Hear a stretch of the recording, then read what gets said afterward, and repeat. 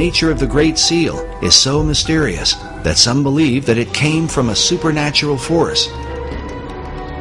An account recorded by Dr. Robert Hieronymus in his book, Founding Fathers, Secret Societies, says that the Great Seal was given to Thomas Jefferson by a mysterious cloaked figure. The account reads that Jefferson told a strange story. A man approached him wearing a black cloak that practically covered him, face and all, and told him that he, the strange visitor, knew they were trying to devise a seal, and that he had a design which was appropriate and meaningful. Jefferson, of course, looked at it, according to this story, and said, "This is it. This is it." He knew it was it, and it was right. So he supposedly came running back into whatever, whether it was a tent or whatever it was, and he showed it to other individuals, and he told them about, he met this person outside. Of course, they went outside to go to find the guy, and he's gone.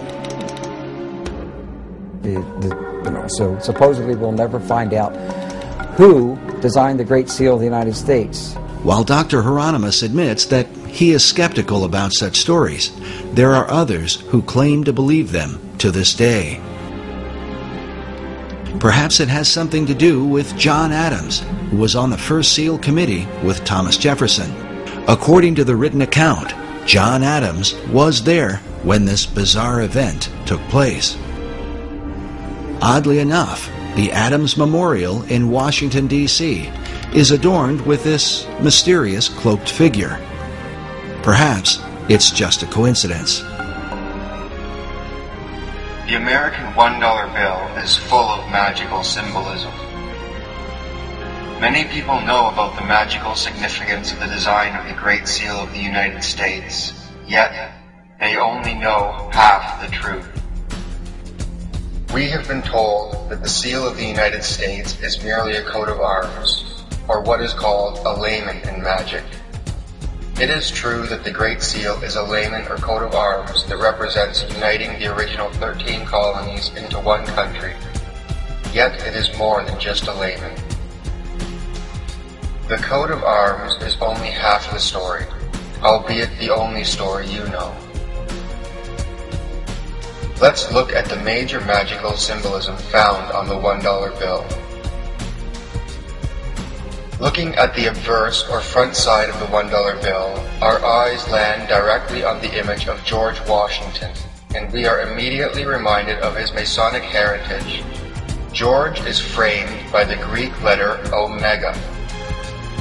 The Omega on the $1 bill is a direct reference to God. Omega is the end of an old way of life for the start of a new, better way.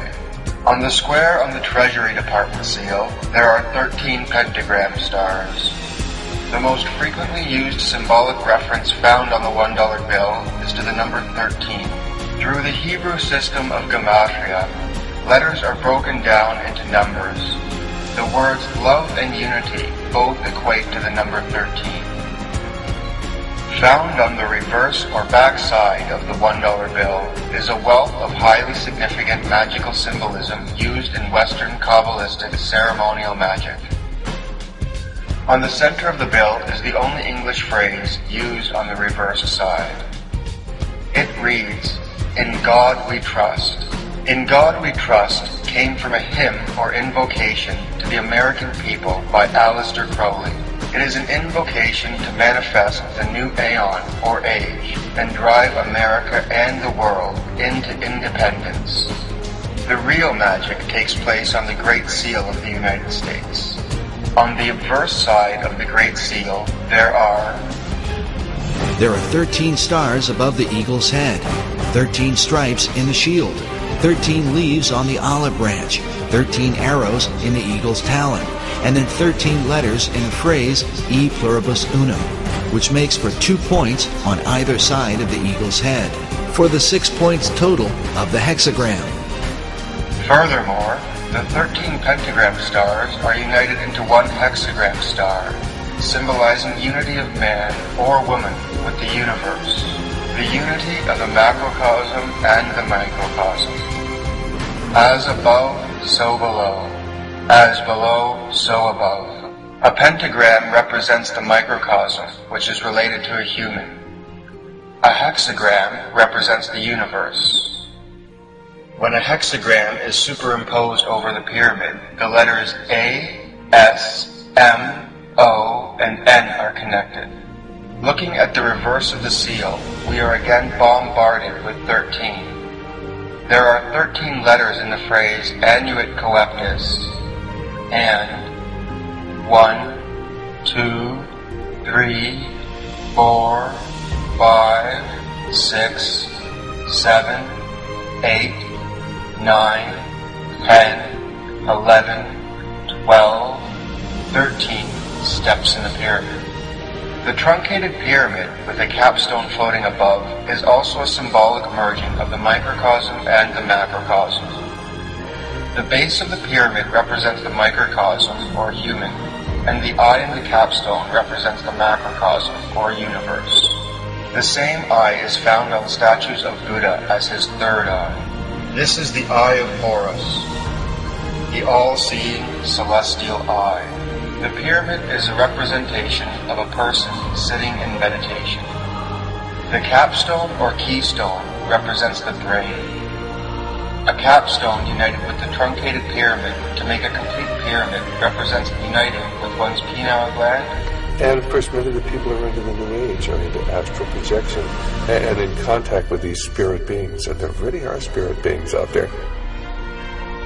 They refer to them as the Masters of Wisdom, or the Great White Brotherhood, or the Enlightened Ones, and they believe that they are guiding society.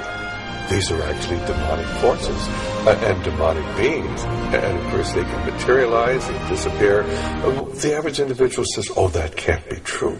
And yet it is true. And when you talk to the people who are dealing with this, they come in contact with this many times. They have accessed this other dimension, which is truly a demonic dimension. Opening your third eye is what this book is all about.